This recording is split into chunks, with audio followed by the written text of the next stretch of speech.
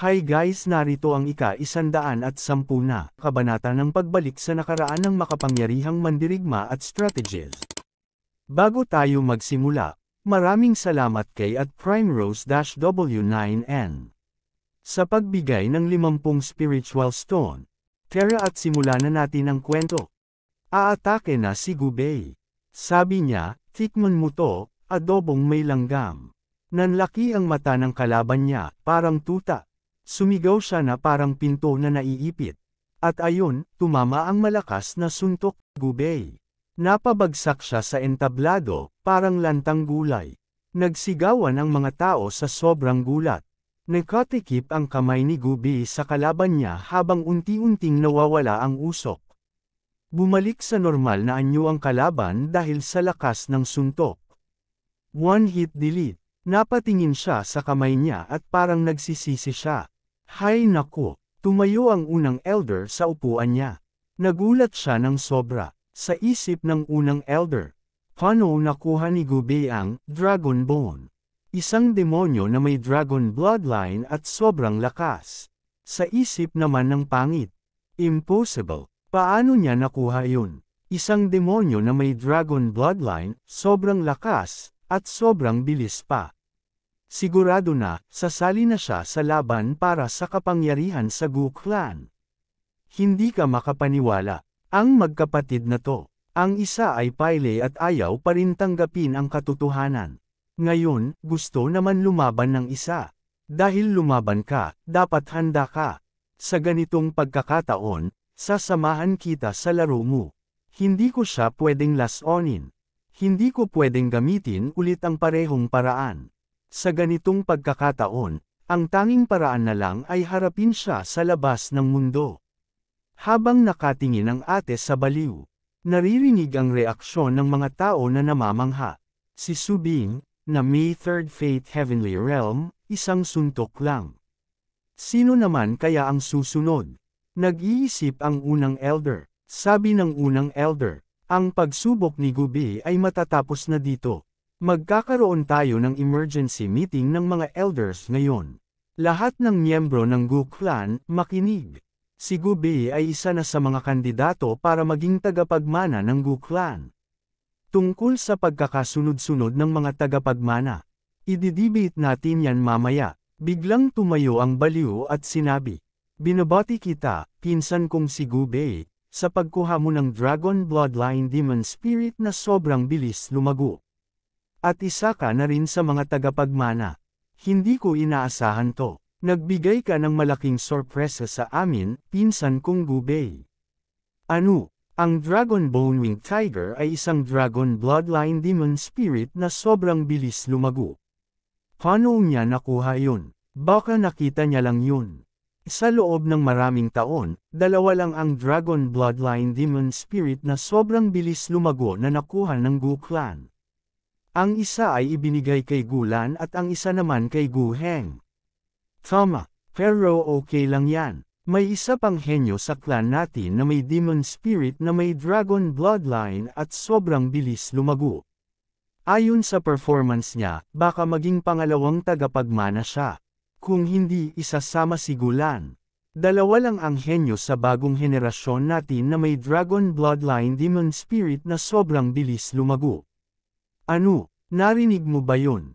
Oh, ano? Gu Cli. Bumalik na sa normal na anyo si Gubei. Nakatingin ang baliw habang nakangiti. Nag-angas ang aura ni Gubei. Naririnig ang bulungan sa loob ng lungsod. Sa kabilang banda, nagtitipon ang mga elders. Mga elders, tungkol kay Gubei, ano ang mga naiisip niyo? Patriarch ng Gu Clan, si Gu Tianlong. Paano nakuha ni Gubei ang Dragon Bloodline Demon Spirit na sobrang bilis lumago? Kailangan nating imbestigahan to. Ikatlong elder, si Gu Yu. Sabi ng ikatlong elder, bukod pa doon, nilabag niya ang mga patakaran ng pamilya sa pamamagitan ng paggamit ng Dragon Bloodline Demon Spirit na sobrang bilis lumago nang hindi nagpapalam sa clan. Dapat siyang parusahan.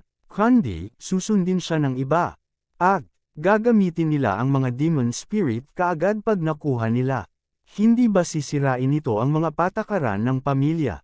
Tumawa ang unang elder. Haha, sabi ng unang elder. Ikatlong elder, paparusahan mo ang isang henyo na may dragon bloodline demon spirit na sobrang bilis lumago.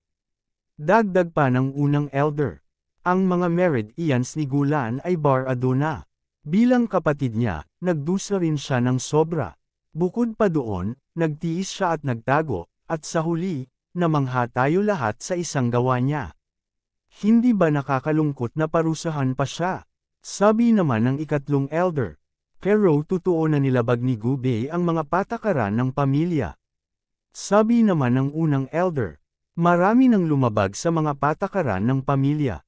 Si Guheng ay isa rin sa kanila.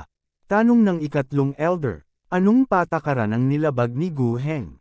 Isagot ng unang elder. Emph. Kung ayaw mong malaman ng iba, huwag mong gawin. Ikatlong elder, gusto mo bang patuloy akong magsalita? Napaisip ang ikatlong elder sa sinabi ng unang elder. Naririnig ang mga debate ng mga elders. Habang nakikinig ang patriarch sa mga usapan na to. Sabi naman ng isang elder. Tungkol sa bagay na to, bakit hindi magdesisyon ang patriarch? Sa tingin ko, ang batang to, si Gubei, parang walang kwenta sa panlabas. Pero sa totoo lang, nagsusumikap siyang matuto ng sword intent. Idagdag mo pa na may demon spirit siya na may dragon bloodline at sobrang bilis lumago, kwalipikado siyang maging pangalawang tagapagmana. Sang-ayon ako, sabi ng patriarch. Napagdesisyonan kong gawing unang tagapagmana si Gubei. Ano? Tanong ng patriarch. Ano ang mga opinyon niyo? Nagulat ang mga elders. What? Ano nangyari? Sabi ng ikatlong elder. Patriarch. Ang cultivation ni Gubei ay hindi pa sapat, at wala pa siyang sariling puwersa sa labas ng mundo. Kung gagawin natin siyang unang tagapagmana ng Gu clan, hindi ba parang masyadong padalos-dalos? Sabi ng patriarch, ang ugali ni Guheng ay hindi karapat-dapat. Kahit na maganda ang lakas at talento niya, hindi pa rin siya kwalipikado para maging unang tagapagmana. Isa ngayon, siya ang pangalawang tagapagmana at oobserbahan natin siya. Magsasalita pa sana ang ikatlong elder. Bigla na lang siyang umupo. Totoo na masama ang ugali niya. Pero okay naman ang performance niya. Ang biglaang paglitaw ni Gubei sa labas ng mundo. At ang paglabag sa mga patakaran ng clan. Bukod pa doon, ang mga baradong married ians ni Gulan. May kaugnayan ba sila? Sang-ayon ako sa patriarch. Sang-ayon din ako. Suportado namin ang patriarch. Napabuntong hininga na lang ang patriarch.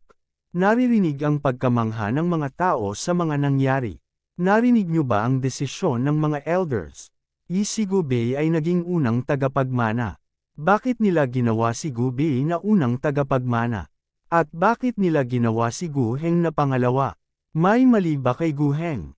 Habang naririnig ng pangit ang mga usapan, sa isip ng pangit, nagmadali ang mga elders na magpulong at inihayag pa ang mga resulta. Wala pa nga siyang sariling puwersa sa labas ng mundo, ano ba ang mga kwalifikasyon niya? Parang may alam ang patriarch.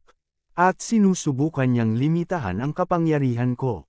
Test, si Gubei ay magiging pangalawang gulan lang. Hindi ko hahayaang tumaas siya. Noong una, tinulungan ako ng taong yun na patumbahin si Gulan. Tutulungan niya rin akong patumbahin si Gubei.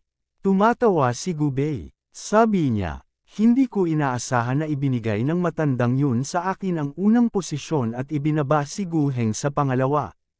Parang alam niya na ako ang tunay na henyo at ako lang ang makakapagligtas sa Gu clan.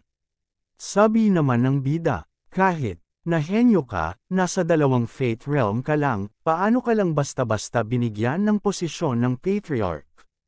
Pangalawa lang yun. Ang pangunahing dahilan ay para bigyan si Guheng ng ilang pagkabigo. Dagdag pa ng bida, alam siguro ng patriarch ang nangyari sa pagitan ni Guheng at ng kapatid mo. Pero wala siyang nagawa dahil si Guheng lang ang may dragon bloodline demon spirit na sobrang bilis lumago. Pero dahil nakuha mo na rin ang pangalawa, nag-aalala sila na baka subukan ni Guheng na ulitin ang mga nangyari. Kaya binigyan nila si Gu Heng ng pagkabigo para ma-restrain siya. Sabi ni Gu Bei habang nakangiti. Nararapat lang kay Gu Heng yun. Ngayon na hindi na niya ang unang tagapagmana, malamang magagalit siya. Nagsalita ang ate, kahit na hindi na mapanatili ni Gu Heng ang posisyon niya bilang unang tagapagmana.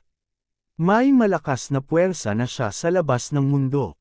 Wala ka. Pagdating ng panahon para sa final selection ng Patriarch, si Gu Heng pa rin ang mananalo.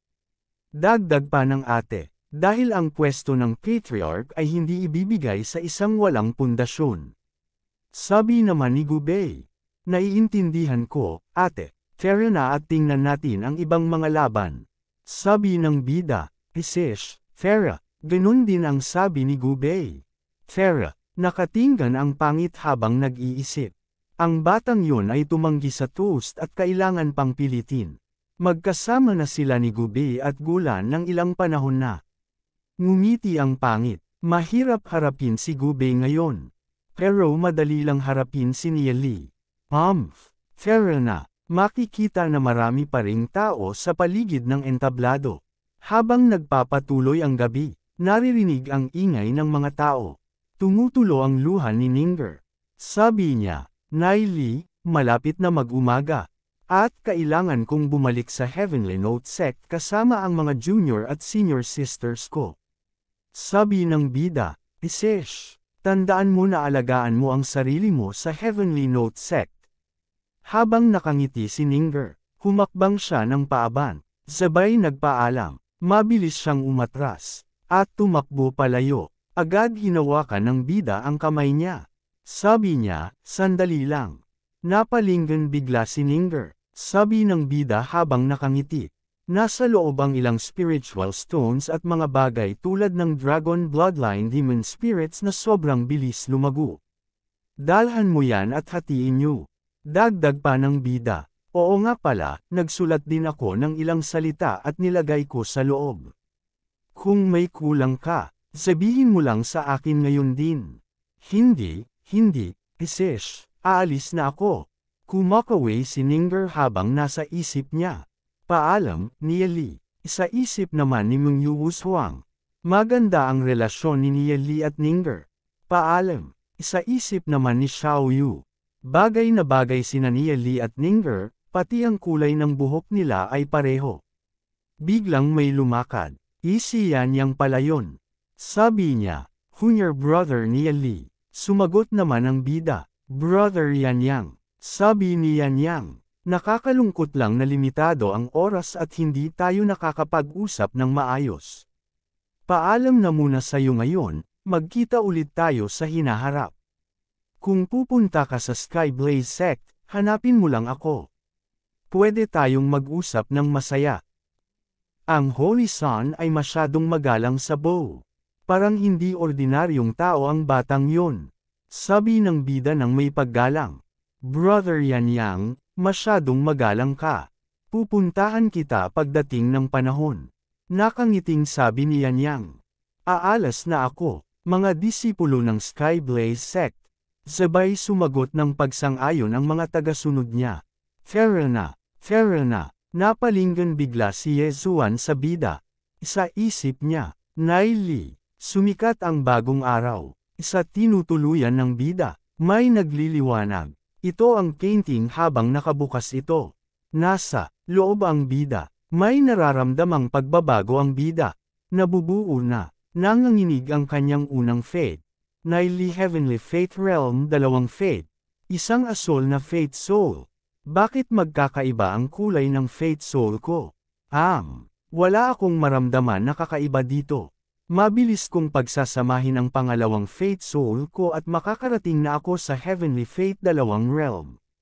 Lumungon siya sa likuran niya. Mabilis siyang lumabas sa painting. Panahon na para pumunta sa labas ng mundo. Ang labas ng mundo, hilaga ng Divine Feather Sect. Lingjade Deities Lake. Ang Deities Lake ay sumisipsip ng maraming heavenly energy mula sa paligid at ginagamit ito para gumawa ng spiritual stones. Dahil maraming Deities Lake sa paligid, nababawasan ang heavenly energy sa Draconic Ruins Realm. Pero, makakakuha ng heavenly energy ang mga tao mula sa mga spiritual stones na ginawa ng mga lake ng to. Pero, pag-aari ng may-ari ng mga lake ng to ang mga bato na to. Habang tumatawa ang siraulong to. Hahaha. Sa isip ng baliw na ito, ang Lingjie Deities Lake ay umiiral na ng 5,000 taon. Unti-unting natutuyo ngunit ngayon ay nagpapakita ng mga palatandaan ng paggaling. Ilang araw na ang nakalipas pinatay ng aking mga tauhan si Xiao Yu. Dobleng magandang balita. Hihihi. Xiao Yu, ang maliit na bakla na ito, hindi ko siya matiis. Kung maglakas loob siyang bumalik sa labas ng mundo, papatayin ko siya sa paningin. Sino ang nagpahintulot sa kanyang ama na makipaglaban sa aking ama para sa posisyon na iyon? May mga tao, dumating ba sila para agawin ang lawa na ito ng sapilitin? Sabi ng baliw, magmadali kayo, maghanda para protektahan ang Deity Lake. Ang bilang ng mga tao ay tila maliit. May 3 mabilis na lumilipad. Oh, habang tumatawa ang baliw. Ito ang ating bida kasama sina Lu Piao at Xiao Yu. Sa isip ng baliw, sa pagkakataong ito, dumiretso siya sa ating pintuan. Iniisip ba niyang ang 2 maliliit na hampas mula sa maliit na mundo ay magagapi sa akin? Matapang na saad ni Lu Piao. Tuldok. Hualing, lumabas ka. Nagtatago sa Deity Lake bilang isang pagong, sinusundan pa ito ng kung ano-ano ang salita. Patuloy na nagsasalita si Lu Piao. Nang biglang nagsilabasan ang mga tauhan ng baliw. Sabi ng baliw habang nakangiti. Xiao Yu, tila mas gusto mong mamatay. Habang pupunta ka para patayin ang iyong sarili, nagdala ka pa ng 2 maikling buhay. Patalastas. Ang dahilan ng mga kulay na kaluluwa. Sa pagsasanay ng mga normal na pamamaraan, ang dagat ng kaluluwa ay maaaring maglaman lamang ng isang espiritu, na maaaring mabago kapag nakakuha ng mas malakas na espiritu. Sa pamamagitan ng pagsasanay ng Heavenly God Technique, ang kaharian ng kaluluwa ay maaaring maglaman ng hanggang 7 magkakaibang espiritu ng katangian. Sa bawat kombinasyon, ang kapangyarihan ay tataas ng malaki, at ang nagreresultang kapangyarihan ay hindi maiisip. Sabi ni Lu Piao, tigilan mo na, Hualing, marami kang tauhan para harapin si Xiao Yu. Ang kapal mo, sabihin mo sa akin kung paano natin ito aayusin. Kung ayaw mong magbayad, lumuhad ka at mag-sorry sa iyong mga pagkakamali.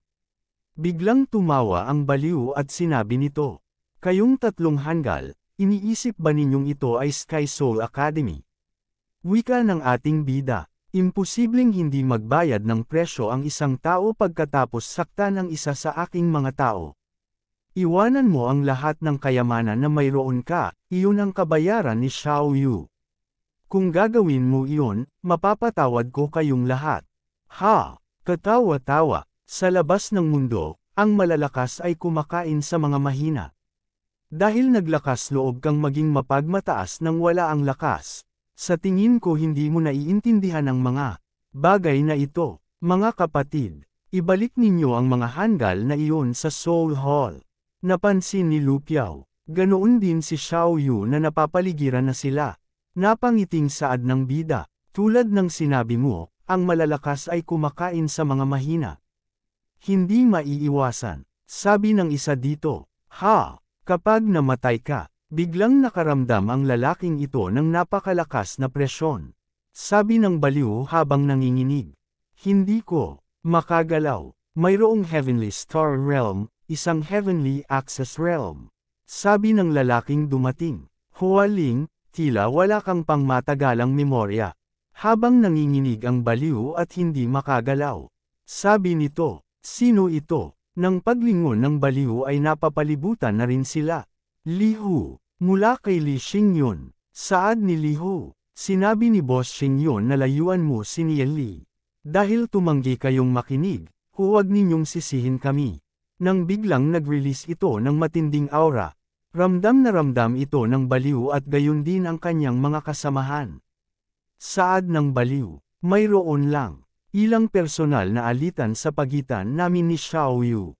Walang masamang dugo sa pagitan ni Boss Xingyun at ako, kaya bakit niya tinutulungan ang mga ito na labanan ako? Wika naman ni Li Hu. Ang kapatid ni Nia Li ay nangangahulugang kapatid din ng boss. At ang pag-insulto kay Nia Li ay nangangahulugang pag-insulto rin sa boss. Sa ngayon, sinusunod namin ang mga utos ng batang Panginoon Nia Li. Depende sa kanya kung mabubuhay ka o mamamatay. Napaubo na lang sa tindi ng aura na nararamdaman ng baliw. Bigkas ng ating bida, patayin ninyo silang lahat. Napalingon sa mga kasamahan niya ang baliw na ito. Saad ni Li Hu, masusunod, mga kapatid, bigla nang sumugod ang mga kasamahan ni Li Hu. Nagsisisigaw ang baliw na ito. Maghintay kayo, reaksyon ni Li Hu.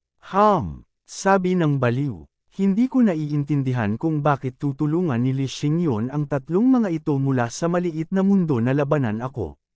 Ang gusto kong sabihin ay hindi madaling paglaruan ang Little Heaven Realm.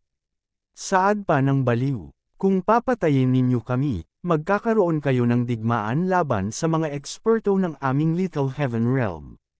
Hindi ba natatakot si Li Xingyun sa paghihiganti ng mga eksperto ng Little Heaven Realm? Si Li Xingyun ay pangatlo lamang sa linya ng mga tagapagmana ng Ashen Flames family. Ang paggawa ng maraming kaaway ay makakasama lamang, hindi makikinabang sa kanya habang nakikipagkumpetensya siya para sa posisyon ng patriarka. Wika naman ni Li Hu. Sinusubukan mo ba akong takutin? Sino ang tinatakot mo? Ang aming Heavenly Path League ay hindi kailanman natakot sa sinuman, kahit na sa Little Heaven Realm. Kung gusto mong magsimula ng digmaan, sige. Master Nia Li, mag-ingat ka. Sabay tutok ng palad ni Li Hu sa baliw. Sabi ng baliw, kung ganoon, ngayon ako, Hualing, ay nahulog, tiyak na maghihiganti ako sa lalong madaling panahon.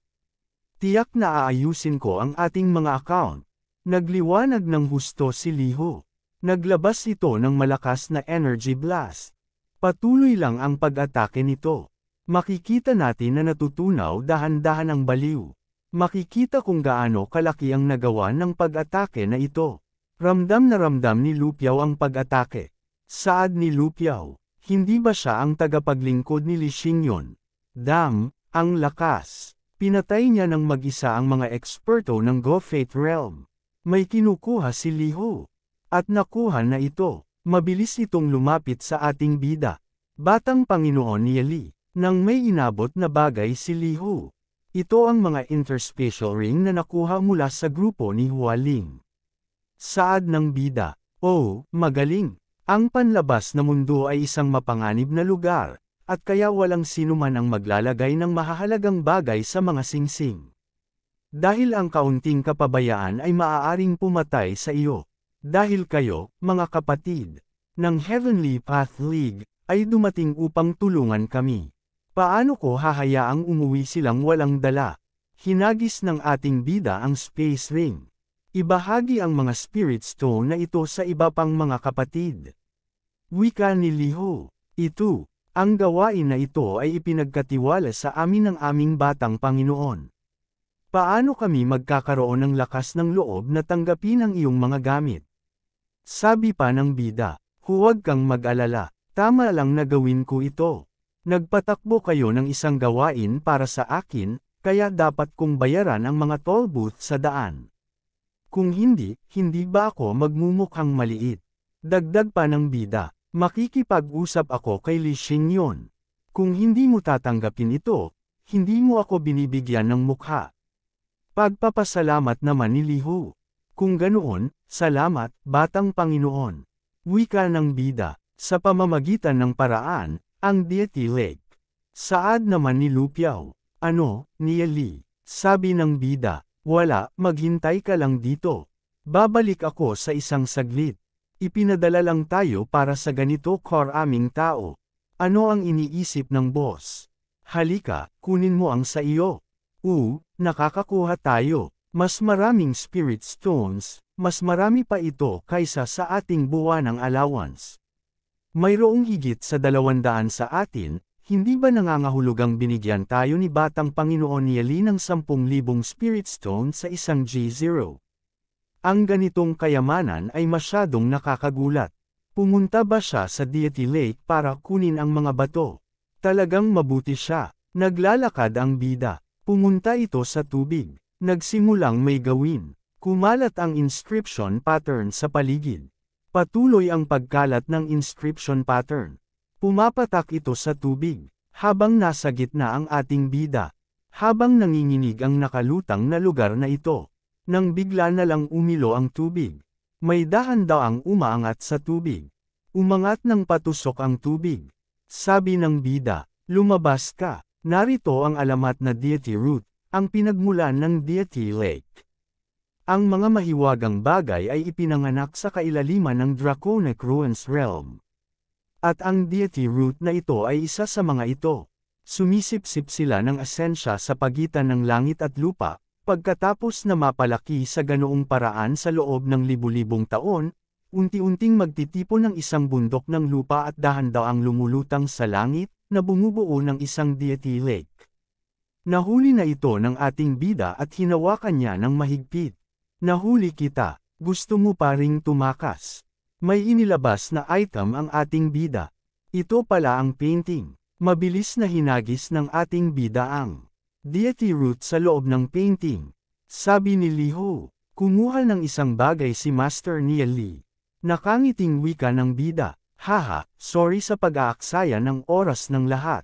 Fair na, habang nag-uusap-usap sila, may nangyayari sa nakalutang na lugar na ito. Bigla na lang ito nawala sa balanse. At dahan-daang bumagsak, makikitang pagbagsak ng nakalutang na lugar. Makalipas ang isang araw, hindi makapaniwalang saad ng baliw na ito. Nasaan na ang Deity Lake? Gigil na sabi ng baliw. Nia Li, Li Xingyon. Hindi pa sapat ang pagpatay sa akin. Winasak mo pa ang aking Deity Lake. Pinatay mo ako at winasak ang aking Deity Lake, Nia Li, Li Xingyon. Tiyak na maghihiganti ako. Naririnig ang sigaw ng baliw na ito. Sa tuluyan ang ating bida. Makikita ang painting. Habang nakangiti ang ating bida nang merong pinagmamasdan. Tila ang Deity Root ay lubos na pinapalaki sa Myriad Miles Rivers and Mountains painting. Bumuo na ito ng isang burol.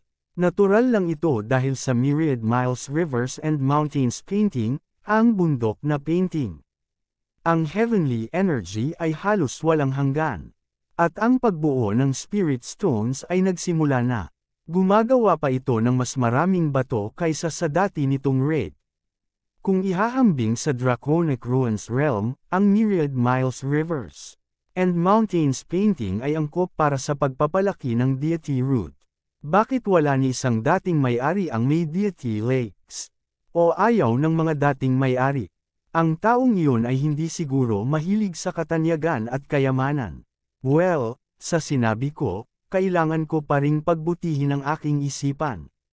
May mga malalakas na tao sa labas. Kailangan kong pagbutihin ang aking sarili sa lahat ng aspeto. Sky Soul Institute's League Hall, sumisigaw si Gubei.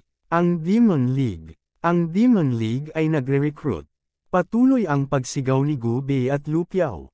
20 spiritual stones bawat buwan at lahat ng uri ng bonus. Ang mga may Earth spiritual roots ay nakakakuha ng 30 spiritual stones bawat buwan. Ang mga may Heaven spiritual roots ay nakakakuha ng 40 spiritual stones bawat buwan. Walang deadline, ang mga pumirma sa kontrata ng liga. Makakuha ng allowance na 30 spiritual stones kaagad. Ano, 20 spirit stones bawat buwan. Ganito kalaki para sa mga bagong dating. Mas malaki ito kaysa sa ibang puwersa.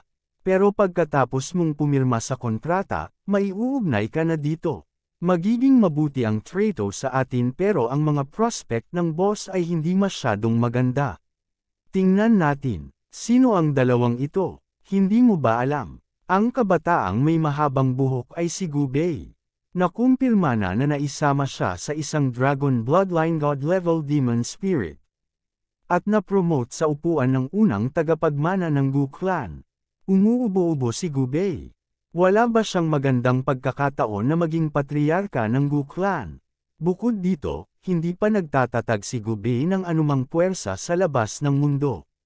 Kung sasali tayo ngayon, kapag naging patriarka na si Gubei ng Gu Clan, magiging marangal tayong mga tauhan na tumulong na palakihin ang dragon. At magkakaroon din tayo ng magandang trato. Sasali ako. Pirmahan mo muna ako. Hoy, huwag kang magtulakan. Pero ako ang nauna. Oh, mag-ingat ka. Maraming ginagawa ang dalawa, sa pagtatatak ng mga papeles. Papunta na ako. Papunta na ako. Boss. Hindi ako ang boss.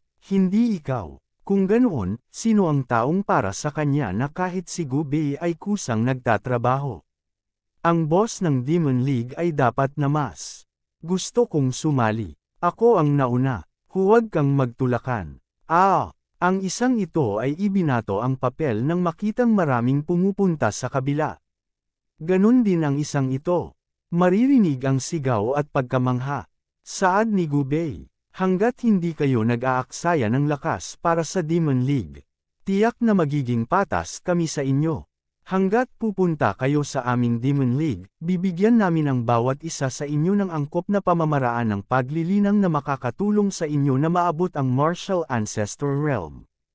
Kung maabot ninyo ang Heavenly Star Realm, bibigyan namin kayo ng isang grade 3 artifact. Kung maabot ninyo ang Heavenly Access Realm, bibigyan namin kayo ng isang Dragon Bloodline Demon Spirit na may mahusay o kahit na pambihirang antas ng paglaki. Tandaan ninyo ang aking mga salita, ang mga salita ni Gubei. Maririnig ang sigawan ng mga tao. Gusto kong sumali. Ngayon ay binibigyan niya sila ng mga demon spirits at kayamanan. Simple lang na sinisira niya ang merkado at ang kompetisyon. Naanunsyo na ni Gubei ang lahat ng ito. Hindi ba siya natatakot na magiging mahirap ang Gu Clan dahil dito? Sa unang araw, ang Demon League ay nakarekrut ng higit sa Gu na mga tao. Wika ni Gubei, nakarekrut tayo ng napakaraming tao sa unang araw, sapat na para lumipat sa labas ng mundo at sakupin ang 1 o 2 deity lakes. Saad ni Lu Piao, at nakakuha rin tayo ng 3 Heavenly Star Realm experts. Dagdag ni Gubei. Bihira makita ang isang Star Realm expert na hindi sumali sa anumang grupo. Mayroon kaya silang ilang bagay. Wika ni Lu Piao. Nasa bahay na ako, salamat. Alpha mabilis ang paglipas ng oras kapag nag-uusap. Nakarating na tayo sa looban habang nag-uusap. Magkita tayo mamaya. May pumitas ng isang bato. Ito pala ang bida, sabi nito. Isang Diyos lang na lawa ay parang hindi sapat. Sa pamamagitan ng pagkakaroon ng ilang higit pang mga Diyos na lawa, magkakaroon ako ng matatag na supply ng mga espiritual na bato. Mas maraming espiritual na bato ang magbibigay sa akin ng mas maraming kapangyarihan. Mula sa aking nakaraang karanasan sa buhay, alam kong hindi ko kayang talunin ang Sage Emperor mag-isa. Dapat akong bumuo ng isang puwersa na sapat na malakas upang makipaglaban sa kanya. Kung gayon lamang ako makakapatay ng selyo na ipinataw ng Sage Emperor sa walang hanggang oras at espasyo. Ang Sage Emperor ay may kontrol sa espasyo sa loob ng kaharian ng Draconic Ruins. Siya ang tunay na pinuno ng lupain ng mga ninuno ng demonyo. Tanging ang mga naninirahan sa mahiwagang lupain ng ninuno ng Gu ang may kapangyarihang harapin ang Sage Emperor. Gayunpaman, ang banal na dalaga ng lupain ng mga Diyos ay biglang nawala at ang buong lupain ng mga Diyos ay sinunog sa lupa ng mga gintong apoy. Dahil dito, ang Sage Emperor ay naging isang makapangyarihang nilalang. Bago masira ang lupain ng mga Diyos, dapat akong bumuo ng isang malakas na puwersa. Ang unang hakbang ay ang maging patriarka ng sekta ng banal na balahibo at pag-isahin ito. Dumating ang panibagong umaga, ang Liga ng Demonyo ay formal na itinatag. Susunod, ang tatlo ay muling inayos ang buong Liga ng Demonyo. Ibinigay nila ang mga diskarte sa paglilinang ng kaharian ng ninuno ng Martial at pinili ang ilang mapagkakatiwalaan upang maging gulugod ng Liga ng Demonyo. Ang buong Liga ng Demonyo ay nagsimulang mag-ensayo ng masinsinan. Si Li Xingyon ay madalas na dumadaan upang turuan si Gu Bei at Lu Piao kung paano pamunuan ang kanilang mga tauhan.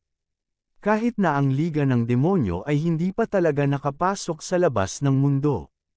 Nakuha nila ang atensyon ng institusyon ng kaluluwa ng langit at naging sentro ng atensyon ng maraming tao. Pagkalipas ng isang buwan, wika ni Gu Bei, ni Li, ang Liga ng Yin ay naglabas ng isang abiso na nagsasabi na kung maglakas loob tayong pumunta sa labas ng mundo, hahabulin nila tayo, sabi ng bida. Ang Liga ng Yin. Anong uri ng puwersa iyon? Saad ni Gu Bei. Nabibilang ito sa angkan ng Yin. Ito ang ika-4 na pinakamalakas na pamilya sa sekta ng banal na balahibo. Ang nangunguna ay tinatawag na Yin Wufeng. At siya ang unang tagapagmana ng angkan ng Yin. Malapit na siya sa kaharian ng Celestial Axis at may malapit na koneksyon kay Gu Heng. Dahil si Gu Heng ay kabilang sa angkan ng Gu, hindi magandang ideya para sa kanya na ipakita ang kanyang mukha. Kaya't hinihiram niya ang mga kamay ng Liga ng Yin upang sugpuin ang ating Liga ng Demonyo. Wika ng bida, naiintindihan ko, ngunit hindi ito gaanong malaki. Maraming laban ang tiyak na mangyayari kung nais nating magkaroon ng paninindigan sa labas ng mundo. Sa ngayon, kailangan nating umasa sa kamay ni Li Xingyon upang tulungan tayong unti-unting lumawak. Nakausap ko na siya, at dadalhin ng kanyang mga tauhan ang atin sa labas ng mundo. Tanong ni Gu Bei, ano, paano ka naman? Sagot ng ating bida, may iba akong dapat asikasuhin. Labas ng mundo, wika ni Li Xingyon, nakipag-ugnayan na ako sa isang nagbebenta para sa iyo. Bakit mo gustong bumili ng halos tuyo na mga lawa ng Diyos? Ang halos tuyo na lawa ng Diyos ay makakapag-produce lamang ng ilang libong espiritual na bato bawat taon. Bukod pa rito, kailangan nilang magpadala ng ilang tao upang alagaan ito. Sabi ng bida, syempre may gamit ako para dito, ngunit nais kong itago ito ni kapatid Li. Saad naman ni Li Xingyon, haha, ang dami mong diskarte. Kapatid ni Li, huwag kang mag-alala. Sa isip ng bida, kahit na ang mga lawa ng Diyos na iyon ay naubos na, magagamit ko ang kanilang mga ugat ng Diyos sa pagpipinta ng myriad miles rivers and mountains. 3,000 espiritual na bato ang naproduce ngayong buwan. Nagproduce din ito ng 3 espiritual na bato ng asensya na lumilitaw lamang sa mga lawa ng mataas na uri. Sa pamamagitan ng pagpipinta ng myriad miles rivers and mountains, ang mga lumang tuyo na lawa na ito ay magkakaroon ng mas mahusay na halaga. Makikita ang sikat ng buwan sa gitna ng gabi. Fiery Rain Deities Lake. Sabi ng lalaking ito, ito ang Fiery Rain Deities Lake. Dahil kaibigan ka ni Boss Xingyon, sasabihin ko na sa iyo. Ang lawa ng Diyos na ito ay walang gaanong pag-asa. 2,000 espiritual na bato lamang ang naproduce nito bawat taon. Mayroon kaming 70 kapatid na nagbabantay dito na kumokonsumo ng mga naproduce sa lawa na ito. Kung gusto mo ito, 5,000 espiritual na bato ang sapat. Sabi ni Li Xingyon, Feng Zi, kapatid ko si Li. 3,500 espiritual na bato, walang pangalawang presyo. Reaksyon ni Teng Zi, sabi nito, dahil sinabi ni Boss Li Xingyon. Ganoon na lang. Patuloy na nag-usap ang tatlo. Saad ni Li Xingyon, kahit na halos tuyo na ito, may mga taong nagsisikap pa ring agawin ito. Sino ang nakakaalam kung kailan ito mapupunta sa kamay ng iba? Dapat silang masaya sa 3,500 espiritual na bato sa kanilang bulsa. Marahil ay hindi na sila makakahingi ng mas maganda. Dagdag pa ni Li Xingyon, kahit na maaari nating agawin ito sa kanila. Ang iyong mga paraan ay mas patas. Ang mga patas ay nararapat na matulungan, ang mga hindi patas ay nararapat na pabayaan. Hindi tayo dapat mang-api at magpahiya sa iba dahil mahina sila. Saad ng bida, oo, tama ka. Biglang pumunta ang ating bida sa lawa. Papasok ako mamaya, sabi ni Li Xingyon. Oo. At pumunta na siya sa lawa ng Diyos. Habang nakatingin ito sa lawa, may napansin itong lumiwanag. Nahuli na ulit ng aking bida ang uod. Hahaha, sabay ipinasok na niya ulit ito sa pagpipinta. Sa isip naman ni Li Xingyon. Ano ang bagay na iyon? Nakabalik na ang ating bida. Pagtatanong ni Xingyon, kapatid ni Li, ano ang hawak mo doon? Paano magkakaroon ng ganoong bagay sa lawa ng Diyos? Kaya ito pala ang hawak mo. Sagot ng ating bida, ito ang ugat ng Diyos. Kung wala ito, ang lawa ng Diyos ay mabilis na masisira. Reaksyon ni Xingyon, seryosong sabi ng ating bida.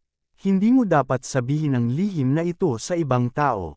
Kung hindi, ang mga kahihinatnan ay magiging napakaseryoso. Gulat na gulat si Xingyon. Huwag kang mag-alala, wika ng bida, fair na. Pagsang-ayon naman Xingyon, fair na. Saad pa ng ating bida. Bumili ng 7 higit pa. Ang ganitong uri ng paraan ay madali at mabilis at hindi rin nakakasakit ng damdamin ng mga tao. Sagot naman ni Xingyon, oo, kung may pera ka lang. Sabi ng ating bida, kapatid Li, mayroon ka bang mga lawan ng Diyos na ibebenta sa akin? Wika naman ni Xingyon, hindi ko ito itatago sa kapatid ni Li. May kontrolado akong 3 mababang uri ng lawan ng Diyos. Ang mga ito ay medyo disente at nag-produce ng 20 hanggang 30,000 espiritual na bato bawat taon. Ang mga ito ang pundasyon ng malaking puwersa na kontrolado ko. Ngunit kung gusto mo ang mga ito, kapatid ni Li, maaari kong ibigay sa iyo ang isa. Saad ng bida habang nakangiti. Masyadong magalang ka, kapatid Li. Walang kailangang regalo, bibili ako, mula sa kapatid Xingyon. Sa presyo, paano kung 100,000 espiritual na bato? Sabi ni Xingyon, hindi na kailangang gawin iyon. Ipupumilit kong iregalo ito. Binigyan mo ako ng Dragon Bloodline God Level Demon Spirit, kapatid ni Li. Kung hindi man lang ako, si Li Xingyon, makakuha ng isang mababang uri ng lawan ng Diyos, masyadong maliit ako. Sa kabutihang palad, nakakita ako ng isang walang taong medium-grade Deities Lake sa kalaliman ng labas ng mundo. Ang tanging problema ay, na ang Deities Lake ay binabantayan ng mga hayop na demonyo na may dragon bloodline at hindi ako makapagpasya kung aatakihin ito. Sadyang magagamit ko ang pagkakataong ito upang pamunuan ang aking mga tauhan na atakihin ang medium-grade Deities Lake na iyon. Sabi ng bida, nakarating ka na ba doon? Mukhang hindi madaling harapin ang halimaw na iyon. Dagdag pa ng bida, interesado ako sa medium-grade Deities Lake na iyon. Maaari mo ba akong dalhin doon, kapatid Li, at hayaan mo akong tingnan? Sabi ni Xingyon, kapatid ni Li, mas mabuti kung hindi ka pupunta. Masyadong mapanganib ang lugar na iyon. Nakangiting wika ng bida, hindi maiiwasan ang panganib. Ngunit sa ngayon, nasa 2 fate na ako. Kaya ano pa ang dapat ikabahala? Kung maaari mong ihatid ang puso ng Deities Lake, kapatid Li, malaki ang pasasalamat ko. Saad naman ni Xingyon, gusto mo akong ihatid sa puso ng Deity Lake. Mas madali kaysa atakihin ito. Pagkatapos ng lahat, maraming halimaw na may Celestial Access Realm at isa na may daw ng Dragon Realm. Kung talagang gusto kong kunin ito, kailangan kong makipag-isa sa ibang grupo, at pagkatapos ay ang pamamahagi ng mga gantimpala. Masyadong marami para sa akin. Kaya ang pag-atake ay talagang hindi isang magandang pakikitungo at maraming kapatid ang mamamatay. Ito rin ang dahilan kung bakit wala pa akong nagagawa. Dahil kailangan mo ito, kapatid ni Li. Maglalakbay ako kasama ang aking mga tauhan at tutulungan kitang kunin ang ugat ng Diyos ng Deities Lake na iyon. Sabi ni Xingyon, fair na, wika ng bida, teka, pupunta na ba tayo ngayon? Oo, kailan tayo dapat kumilos? 2 araw mula ngayon. Saad ni Xingyon, sige, pupunta ako at titipunin ang aking mga tauhan upang lumaban para sa tagumpay na ito. Pagkatapos ay pumunta muna tayo sa aking Deity Lake. Sabay pagsang-ayon ng ating bida. At dito nagtatapos ang kabanata. Maraming salamat po.